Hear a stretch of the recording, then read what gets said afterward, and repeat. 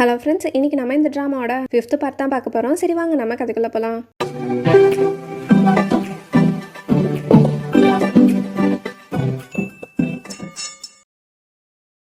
Last வீடியோவில் பிரின்சஸும் குவிமினும் வந்துட்டுருக்க வழியில் அங்கே சுற்றி இருக்க இடங்களெல்லாம் பார்த்துட்டு வந்துட்டுருக்காங்க. அப்போ குவிமினும் சரி வாங்க உங்களை இன்ட்ரெஸ்டிங்கான இடத்துக்கு கூப்பிட்டு போகிறேன் அப்படின்னு சொல்லிட்டு கேம்பிளிங் விளையாடுற இடத்துக்கு கூப்பிட்டு போகிறான். ஆனால் பிரின்சஸ் தொடர்ந்து தோத்துக்கிட்டே தான் இருக்காங்க. இதனால அவங்க கிட்ட இருக்க எல்லா காசுமே போயிடுது. கடைசியில் பார்த்தா குவிமின் தாயம் போடுற கட்டை இருக்கிறதையே உடச்சிட்றான். ஏன்னா ஆப்போசிட்டில் விளையாடுறவன் சீட்டிங் பண்ணி விளையாடிட்டு இருக்கான். இது தெரிஞ்சோன்னா குவிமின் அங்கே இருக்கவங்க கூட எல்லாம் சண்டை போட்டு இருக்க எல்லா பணத்தையும் எடுத்து பிரின்சஸ் கிட்ட கொடுத்துட்றாங்க. கேம்பிளிங் ஸ்டோருக்குள்ள குவிமின் அங்கே இருக்கவங்களெல்லாம் அடிச்சு போட்டுட்டு இருக்கனால அங்கே இருக்க பொண்ணுங்கெல்லாம் உடனே பிரின்சஸை தான் பாராட்டுறாங்க. இதனால பிரின்சஸும் சந்தோஷப்பட்டு எல்லா காசையுமே அங்கே இருக்க மக்களுக்கே கொடுத்துட்றாங்க. பிரின்சஸ் டிங்கும் ஹீரோயினுக்கு வேண்டி ஜேட் கிறிஸ்டல்ஸ் எல்லாம் கொண்டு வந்திருக்காங்க. ஹீரோயினும் அதில் ஏதாவது பிளாக் கிறிஸ்டல் இருக்கான்னு சொல்லிட்டு தேடி பார்க்குறாங்க. ஆனால் எதுவுமே அந்த குவாலிட்டி கிடையாது. இதனால அவங்களுமே செமையாக டிசப்பாயிண்ட் ஆயிடுறாங்க. பிரின்சஸ் டிங்கும் என்னாச்சு நீங்கள் தேடினது கிடைக்கலையா அப்படின்னு கேட்கும்போது ஹீரோயினும் இல்லைன்னு சொல்லிட்டு இருக்காங்க.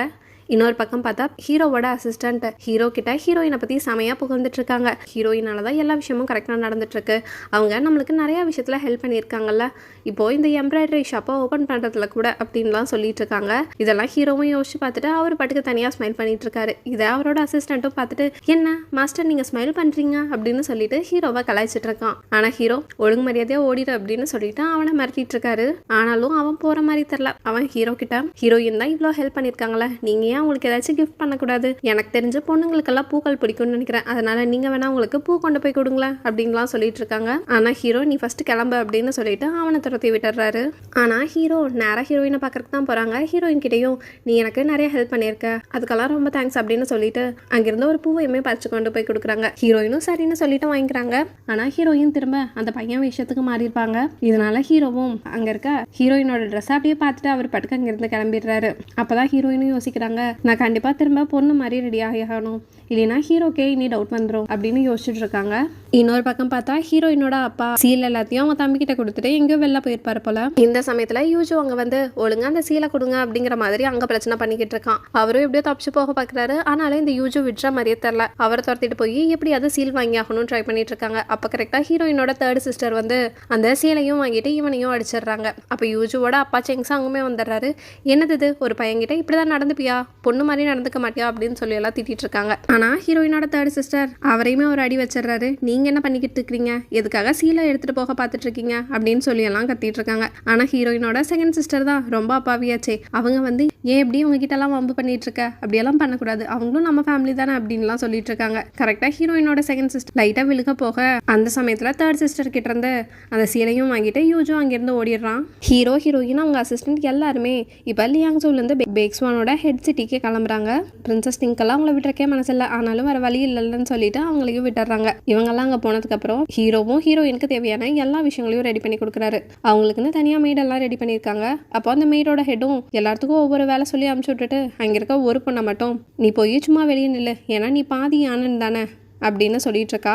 அந்த டைம்ல தான் ஹீரோவும் வராரு. எல்லாத்துக்கும் சொன்ன வேலையை முடிச்சுட்டு எல்லா மெய்டும் வந்துடுறாங்க.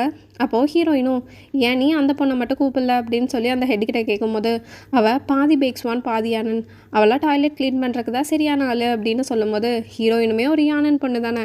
உடனே ஹீரோ கிட்ட என்ன யானன்லேருந்து வரவங்கலாம் டாய்லெட் க்ளீன் பண்ண தான் சரியான ஆளுங்களா அப்படிங்கிற மாதிரி கேட்க ஹீரோக்கு என்ன சொல்கிறதுனே தெரில. உடனே அவங்க அசிஸ்டன்ட் தான் போய் முதல்ல இங்கேருந்து எல்லாம் கிளம்புங்க அப்படின்னு சொல்லி அவங்கள துரத்தி விட்டுட்டு அந்த பொண்ணை உள்ளே கூட்டிகிட்டு வராங்க. அவளோட பேர் டாங்கின்.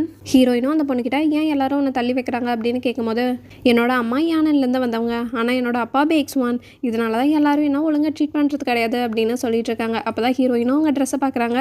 என்ன நீ யானன்லேருந்து கொண்டு வந்த சில்கை போட்டிருக்கியா அப்படின்னு கேட்கும்போது இவளுமே கொஞ்சம் பயந்து சாரி இனிமேல் நான் இந்த சில்கை போட மாட்டேன் அப்படிங்கிற மாதிரி சொல்லிட்டு இருக்காங்க. ஆனால் ஹீரோயின் நீ என்ன லூசு மாதிரி பேசிகிட்டு இருக்க, யானன்லேருந்து வர சில்க் எவ்வளோ குவாலிட்டியானது தெரியுமா, அதையே எல்லாருமே அடையத்தான் பார்ப்பாங்க, ஆனால் நீ அதை போட மாட்டேங்கிற, நீ அதை கண்டிப்பாக யூஸ் பண்ணலாம் அப்படிங்கிற மாதிரி சொல்லிட்டு இருக்காங்க. ஹீரோயினும் அவங்களும் ஜுன் ஃபேமிலி கூட சேர்ந்து ஒர்க் பண்ணுற ஒருத்தங்க தான் அப்படிங்கிற மாதிரி சொல்ல உடனே டாங்கினும் எங்கள் அம்மா இறக்குறதுக்கு முன்னாடியே ஜுன் ஃபேமிலியை பற்றி சொல்லியிருக்காங்க, அதில் மெயினாக ஜுன் ஃபேஃபனை பற்றி, அவர் தான் யானன்லேயே நம்பர் 1 பிஸ்னஸ் மேன்லாம் சொல்லியிருக்காங்க அப்படின்னு சொல்லிட்டு இருக்காங்க. ஹீரோயினும் ரொம்ப சந்தோஷப்பட்டு அவர் நேச்சுரலாகவே பெஸ்ட்டு தான் அப்படின்னு அவங்கள பற்றியே அவங்கள சொல்லிட்டு இருக்காங்க. அது மட்டும் இல்லாமல் பரவாயில்லையே உலகம் முழுக்க அவரோட புகழ் பரவி இருக்கும் போல அப்படின்லாம் கேட்டுட்டு இருக்கும்போது ஹீரோவும் ஹீரோயின் கிட்ட நீ வரும்போதெல்லாம் ஜுன் ஃபேஃபனை பற்றி தான் பேசிகிட்டு இருந்தேன், ஆனால் நீயும் அவங்களுக்கு கொஞ்சம் கூட குறைஞ்சவ கிடையாது, ஏன்னா நீயுமே டேலண்டான பொண்ணு தானே அப்படின்னு சொல்லிட்டு இருக்காங்க.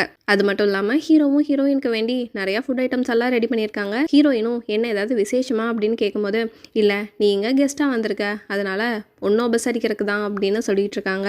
ஹீரோயினும் அந்த ஃபுட்டெல்லாம் பார்த்துட்டு இருக்காங்க. அப்போ ஹீரோவும் ஹீரோயின் கிட்ட, சரி நீ ஏதாச்சும் உன்னோட ஃபுட்டை மிஸ் பண்ணுறியா அப்படின்னு கேட்டுட்டு இருக்கும்போது, ஹீரோயினும் ஆமாம் யானல்ல ரெட் பீன்ஸ் கிடைக்கும், அந்த சூப் செமையாக இருக்கும் அப்படின்னு சொல்லிட்டு இருக்காங்க. ஹீரோயின் பேசி முடிச்சுட்டு உடனே ஹீரோவும் அந்த ரெட் பீன்ஸை தேடி போகிறாரு. ஆனால் இவர் தான் பேக்ஸ்மேன்ல யானன் நட்டை சேர்ந்த பொருட்களெல்லாம் வச்சுருந்தா ஹீரோக்கு டென்ஷன் ஆயிரும் அப்படின்னு சொல்லிட்டு அந்த கடைக்காரங்கெல்லாம் அங்கே இருக்க திங்ஸையெல்லாம் காலி பண்ணிக்கிட்டு இருக்காங்க. அங்கே ஒரு போஸ்டரே ஒட்டியிருக்கும், யானன்லேருந்து வந்த மிக தரமான பொருட்கள் அப்படின்லாம் போட்டிருக்கும். இதெல்லாம் ஹீரோவும் பார்க்குறாரு. ஆனால் அங்கே இருக்கவங்கெல்லாம் அவசரமாக எல்லாத்தையும் எடுத்து வச்சுட்டு இருக்காங்க. அப்போ தான் ஹீரோவோட அசிஸ்டண்ட்டும் சொல்கிறான், இங்கே இருந்தீங்கன்னா கண்டிப்பாக நம்மளுக்கு ரெட் பீன்ஸ் எல்லாம் கிடைக்காது, நீங்கள் கிளம்புங்க நான் வாங்கிட்டு வரேன் அப்படின்னு சொல்லிட்டு இருக்கான். ஹீரோவோட அசிஸ்டண்ட்டும் அங்கே இருக்கவங்க கிட்ட ரெட் பீன்ஸ் இருக்கா அப்படின்னு கேட்கும்போது யாருமே இருக்குங்கிற மாதிரி காமிக்க மாட்டேங்கிறாங்க. ஹீரோ ஒன்றும் சொல்ல மாட்டாரு, ப்ளீஸ் அதை காமிங்க அப்படின்னு சொன்னதுக்கப்புறம் பார்த்தா அங்கே ரெட் பீன்ஸும் இருக்குது. அவனும் அதை வாங்கிக்கிறான். பிரின்ஸ் யூ ரெண்டு பேருமே மாற்றி மாற்றி சண்டை போட்டுக்கிட்டு இருக்காங்க. அதில் யூ தான் ரொம்ப அரகண்ட்டாக இருக்கான். ஏன்னா அவன் தான் ராணியோட பையன், வந்து கான்குபைனோட பையன். ஈயோட அம்மா யாருன்னா அவங்க சாங்கோட லவர் போல். இவங்க ரெண்டு பேரும் அப்படி இப்படி பேசிட்டு கடைசியில் சண்டை போட்டுக்கவே ஆரம்பிச்சிடுறாங்க. அப்போ கரெக்டாக கான்குபைன் அங்கே வந்து அந்த சண்டையும் நிறுத்திடுறாங்க. ஆனால் ராணியுமே அங்கே வந்ததுனால வேறு வழி இல்லாமல் பிரின்ஸ் ஈயும் அவங்க அம்மாவும் தான் ஐயோ கிட்ட மன்னிப்பு கேட்க வேண்டியதாக இருக்குது. ஏன்னா அவங்க தானே ராணி. ஈயும் சொல்லிக்கிட்டே இருக்கான், நான் எந்த தப்புமே பண்ணல அப்படின்னு. ஆனால் அந்த பேச்செல்லாம் அங்கே அடிப்படலை. அவங்களும் மன்னிப்பு கேட்டுடுறாங்க. இதையெல்லாமே ஜாங்கும் பார்த்துக்கிட்டு தான் இருக்கான். ஜாங்குமே கான்குபைன் லீயை பார்க்குறக்கு வரான். ஆல்ரெடி அவங்க லவ்வர்ஸாக இருந்ததுனால அவனுக்கு அப்படியே மிக்ஸ்டு எமோஷன்ஸாக இருக்குது. அவளுக்கு பிடிச்ச ஸ்வீட்லாம் வாங்கிட்டு வந்து கொடுக்குறான். நீ ஒன்றும் கவலைப்படாத, நீ ராணினால ரொம்ப கஷ்டப்படுறேன்னு தெரியுது, எல்லாத்துக்குமே நான் சீக்கிரமாக ஒரு சொல்யூஷனை கண்டுபிடிக்கிறேன் அப்படின்னு சொல்லிட்டு அவனுமே அங்கேருந்து கிளம்பிடுறான். ஹீரோயினும் அந்த பிளாக் ஸ்டோன் எங்கே இருக்குங்கிற மாதிரி தேடிக்கிட்டே போயிட்டுருக்காங்க. ஆனால் ஹீரோ தனியாக மலை மேலே இருக்கிற ஒரு இடத்துல உட்காந்து செமையாக குடிச்சிக்கிட்டு இருக்காரு. இதை ஹீரோயினுமே கவனிக்கிறாங்க. ஹீரோயினும் நீங்கள் இங்கே என்ன பண்ணுறீங்க அப்படின்னு கேட்கும்போது ஹீரோவும் அதையவே திருப்பி கேட்குறாரு, இந்த இடத்துக்கு நீ எப்படி வந்த அப்படின்ட்டு. ஆனால் ஹீரோ நல்ல போதையில் இருக்காரு. என்னாச்சு, நீங்கள் அடிக்கடி இங்கே வருவீங்களோ அப்படின்னு கேட்கும்போது ஹீரோவும் அப்போ தான் சொல்கிறாரு, என்னோட அப்பா கூட நான் இந்த இடத்துக்கு அடிக்கடி வருவேன். இந்த இடம் ரொம்பவுமே எம்டியாக இருக்கும், நிறையா தனிமைகள் தான் நிறைஞ்சிருக்கும். என்னோட அப்பா தான் இதுக்கு முன்னாடி உல்ஃப்லாரோட ஹெட்டாக இருந்தார். அவர் ஏகப்பட்ட போரும் தனிமையும் சந்திச்சிருப்பாரு. இந்த இடத்துக்கு வந்து தான் நாங்கள் சந்தோஷமாக இருப்போம் அப்படிங்கிற மாதிரிலாம் சொல்லிட்டு இருக்காங்க. ஆனால் இப்போ அவங்க ரெண்டு பேருமே இல்லை அப்படின்லாம் சொல்லிட்டு இருக்காங்க. அங்கே அவங்க அம்மா அப்பா மாதிரி பொம்மையெல்லாம் இருக்குது. அதில் ஹீரோ தான் சின்ன வயசில் ரெடி பண்ணியிருப்பார் போல். அந்த விஷயம்லாம் பேசிகிட்டு இருக்காங்க. ஹீரோவும் மனசை விட்டு இவ்வளோ தூரம் பேசுறதுனால அப்போது ஹீரோயினும் சொல்லிடுறாங்க, இந்த ஜூன் ஃபேமிலியோட மேடு கிடையாது, நான் தான் அவங்க ஃபர்ஸ்ட் பொண்ணு ஜூன் விலாவ் அப்படின்னு சொல்லிடுறாங்க. ஹீரோவும் அதை பார்த்து ஸ்மைல் பண்ணுறாரு. ஏன்னா ஹீரோ செடி யோசிச்சுட்டுப்பாரு. ரெண்டு பேரும் குடிச்சிருக்கனால அப்படியே ஒருத்தங்க மேலே ஒருத்தங்க சாஞ்சு நல்லா தூங்க ஆரம்பிச்சிடுறாங்க. அடுத்த நாள் டாங்கினும் ஹீரோவோட அசிஸ்டண்ட்டும் ஹீரோயினை காணோன்னு சொல்லிட்டு தேடி பார்க்குறாங்க. கடைசியில் பார்த்தா ரெண்டு பேரும் ஒருத்தங்க மேலே ஒருத்தங்க மாற்றி படுத்துட்டு இருக்கிறத பார்த்துட்டு இவங்க ரெண்டு பேர்த்துக்கும் என்ன பண்ணுறதுன்னு தெரியல. கரெக்டாக ஹீரோயினும் எந்திரிச்சிடுறாங்க. அவங்களுக்கு ஒரே ஷை ஆகிடுது. இல்லை நீங்கள் நினைக்கிற மாதிரிலாம் ஒன்றும் இல்லை, ஜஸ்ட் இது ஒரு கோஇன்சிடென்ட் தான், நாங்கள் தெரியாமல் அப்படியே ஒருத்தங்க மேலே ஒருத்தங்க படுத்து தூங்கிட்டோம் அப்படின்னு சொல்லிட்டு இருக்காங்க. ஹீரோவோட அசிஸ்டண்ட்டும் டாங்கினும் ஒன்றும் சொல்லலை, சரி வாங்க போகலாம் அப்படிங்கிற மாதிரி சொல்லிட்டு அங்கிருந்து கிளம்பிடுறாங்க. ஆனால் டாங்கின் ஹீரோயினுக்கு நடுவில் ஏதோ இருக்குது அப்படிங்கிற மாதிரி யோசிச்சுட்டு ஹீரோயினா மேடம் நல்லா இருக்கான். அப்போதான் ஹீரோயினும் சொல்கிறாங்க, நீ நினைக்கிற மாதிரியெல்லாம் ஒன்றும் கிடையாது, அது ஜஸ்ட் ஒரு இன்சிடென்ட் தான், அதனால நீ என்ன அப்படியெல்லாம் கூப்பிட வேணாம் அப்படின்னு சொல்லிட்டு இருக்காங்க. ஹீரோயினோட தேர்ட் சிஸ்டர் ஜியாங் ஜுனும் ஹீரோயின் சீக்கிரமாக வரலினா கண்டிப்பாக செகண்ட் பிரான்ச்சில் இருக்க நம்ம சொந்தக்காரங்க எல்லா பிஸ்னஸையும் எடுத்துக்குவாங்க, அதனால அதுக்கு முன்னாடி நம்ம ஏதாச்சும் வேலை பண்ணி ஆகணும் அப்படின்னு யோசிச்சுட்டு அவள் இப்போ ஜூன் 5 மாதிரி ரெடி ஆகிட்டு அந்த பிஸ்னஸ் ஆளுங்க கிட்ட பேசலாம் அப்படின்னு சொல்லி ஐடியா பண்ணியிருக்கான். ஆனால் அதுக்குள்ளே தேர்ட் சிஸ்டர் அதை கண்டுபிடிச்சிட்றான். அவளையும் எப்படியோ சமாளிச்சுட்டு அடுத்த நாள் அந்த வேலையும் கச்சிதமாக முடிச்சிட்றான். இதனால அந்த பிஸ்னஸ் ஆளுங்களுமே செம்மையாக சாட்டிஸ்ஃபை ஆகிடுறாங்க.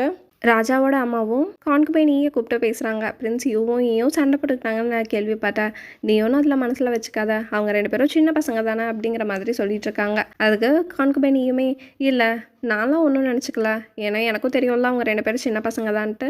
அது மட்டும் இல்லாமல் ரெண்டு பேருமே இப்போவே வில்லாம்பு விடுறதுல நல்லா இன்ட்ரெஸ்டாக இருக்காங்க. இப்போ தான் ஹண்டிங் இவெண்ட் வருதல்ல, அந்த சமயத்தை யூஸ் பண்ணி நம்ம எப்படியாவது அவங்களுக்கு அதை கற்றுக் கொடுக்கணும் அப்படிங்கிற மாதிரி சொல்லிட்டு இருக்கும்போது ராஜாவோட அம்மாவுமே சரி இதுக்கு தேவையான விஷயங்களை நான் பண்ணுறேன் அப்படிங்கிற மாதிரி சொல்லிட்டு இருக்காங்க. அவங்க பேசி முடிச்சதுக்கப்புறம் கான்குபைனியும் அவங்க அசிஸ்டண்ட்டும் நடந்து வந்துட்டு இருக்கும்போது ராணி தான் ரொம்ப அரகண்டாக இருக்க மாதிரி தெரியுது, ஆனால் ராஜாவோட அம்மா பரவாயில்ல போல தான் அப்படின்னு சொல்லும்போது கான்குபைனியும் அப்படியெல்லாம் ஒன்றும் கிடையாது, அவங்க எல்லாருமே ஒரே கூட்டு தான், நான் எதுவும் ரிவெஞ்ச் எடுத்துடக்கூடாதுன்னு சொல்லிட்டு தான் அவங்கள என்ன கூப்பிட்டு சொல்கிற மாதிரி மாதிரி மாட்டிட்டு இருக்காங்க அப்படின்னு சொல்லிட்டு இருக்காங்க. சீக்கிரமாவே என் பையனுக்கு தேவையான விஷயங்களை நான் கரெக்டாக பண்ணுவேன், அதுக்கு தேவையானதெல்லாம் கரெக்டாக பண்ணணும் அப்படின்னு சொல்லிட்டு இருக்காங்க. ஓகே ஃப்ரெண்ட்ஸ், இதுக்கப்புறம் என்னாச்சுன்னு நெக்ஸ்ட் வீடியோவில் பார்ப்போம். இந்த வீடியோ உங்களுக்கு பிடிச்சிருந்தா சப்ஸ்கிரைப் பண்ணுங்கள், லைக் பண்ணுங்கள், கமெண்ட் பண்ணுங்கள், உங்கள் ஃப்ரெண்ட்ஸுக்கும் ஷேர் பண்ணுங்கள். தேங்க்யூ.